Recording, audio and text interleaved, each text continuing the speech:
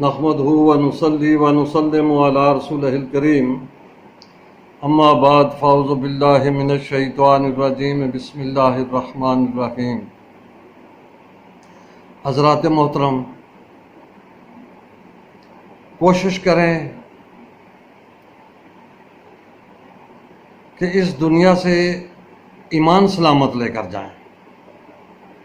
آپ یقین جانیں کہ آدمی اس دنیا سے اگر با ایمان رخصت ہو نا تو اس سے بڑی اور سعادت کوئی نہیں ہے۔ اگر آدمی ایمان کے ساتھ اس دنیا سے رخصت ہو تو اس کی زندگی کی ساری کاوشیں، ساری عبادتیں، سارے نماز، روزے، حج، زکوٰۃ جو اس نے اس دنیا میں کیے وہ سارے رنگ لے آتے ہیں۔ لیکن اگر خدا نخواستہ کسی آدمی کا بھی آخرت کے وقت، موت کے وقت ایمان سلب ہو جائے تو وہ ساری زندگی کی محنتیں جو ہیں وہ بیکار گئی۔ اور عام طور پر آخر وقت میں، موت کے وقت، ایمان سلب ہونے کا خدشہ ہوتا ہے۔ شیطان اس وقت ایڑی چوٹی کا زور لگا رہا ہوتا ہے کہ کسی طریقے سے بھی یہ شخص بے ایمان ہو کر اس دنیا سے رخصت ہو۔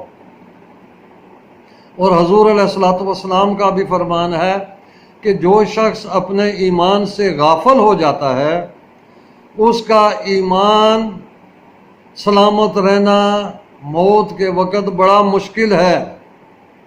اور جو کوئی اپنے ایمان کی فکر کرتا ہے وہ اپنا ایمان سلامت لے کر مرتا ہے۔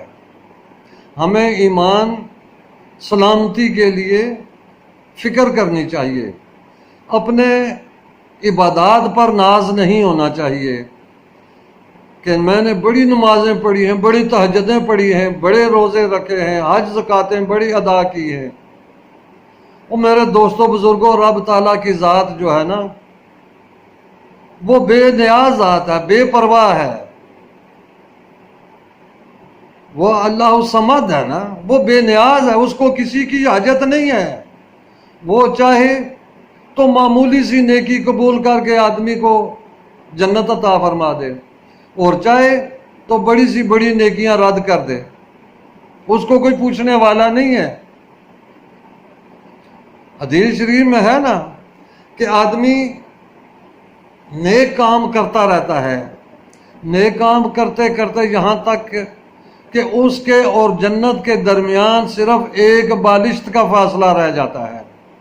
ایک قدم اور اٹھائے وہ جنت میں پہنچ جاتا ہے، لیکن تقدیر کا جو لکھا ہوا ہے وہ اس پر غالب آتا ہے، وہ پھر آہستہ آہستہ پیچھے ہٹنا شروع ہو جاتا ہے، دوزخیوں کے کام کرنا شروع کر دیتا ہے، تو نتیجہ تن اہل دوزخ کے اعمال پر اس کا خاتمہ ہوتا ہے۔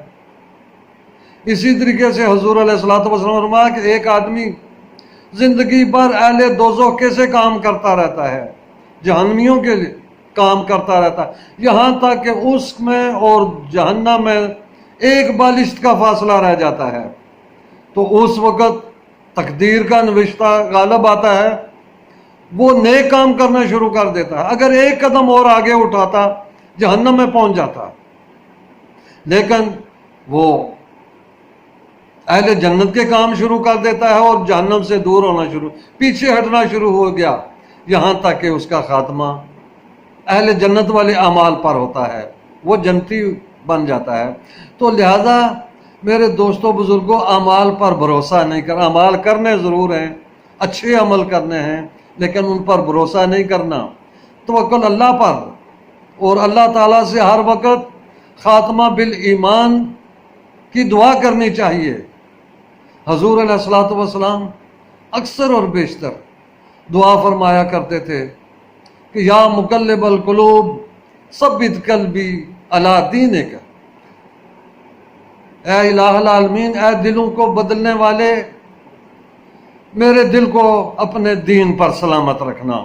حالانکہ تمام انبیاء کرام علیہ الصلوۃ والسلام، اور خاص کر حضور علیہ الصلوۃ والسلام جو سید الانبیاء ہیں، تمام نبیوں اور رسولوں کے سردار ہیں، اور نبوت سے تو معزولی یہ نہیں ہوتی نا.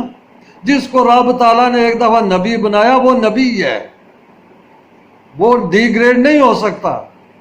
لیکن حضور علیہ الصلوۃ والسلام تعلیم امت کے ہمیں بتانے کے لیے یہ دعا فرما رہے ہیں کہ خاتمہ بالایمان کی دعا کرتے رہا کرو. اور دل جو ہے نا، دل اس کو قلب اسی لیے کہتے ہیں کہ یہ بدلتا رہتا ہے، بدل جاتا ہے. تو لہذا خاتمہ بالایمان کی جو ہے نا یہ دعا کرتے، اپنے عمل پر بھروسہ نہیں کرنا. وہ جس طرح ہے نا حدیث شریف میں کہ بعض اوقات اللہ تبارک و تعالیٰ فاسق و فاجر سے بھی اپنے دین کا کام لے لیتا ہے. تو کہیں ایسا نہ ہو کہ ہمارا آخرت، خدا نہ کرے میں کسی آدمی کے بارے میں نہیں کہتا، اللہ تعالیٰ میرا بھی آپ کا بھی سب کا خاتمہ ایمان پر فرمائے. لیکن اگر خدا نہ خواستہ کہیں ایسا ہو جائے تو کتنا یہ ارمان ہے، کتنا افسوس ہے، کتنے دکھ کی بات ہے. تو دوبارہ تو زندگی ملنی نہیں کہ آدمی اس کا ازالہ کر سکے. زندگی ایک دفعہ ہے تو پھر دوبارہ حسرت کے علاوہ کچھ باقی نہیں رہے گا. اللہ تعالیٰ مجھے بھی آپ کو بھی آخرت کی تیاری کرنے کی توفیق عطا فرمائے. وما علیہ الا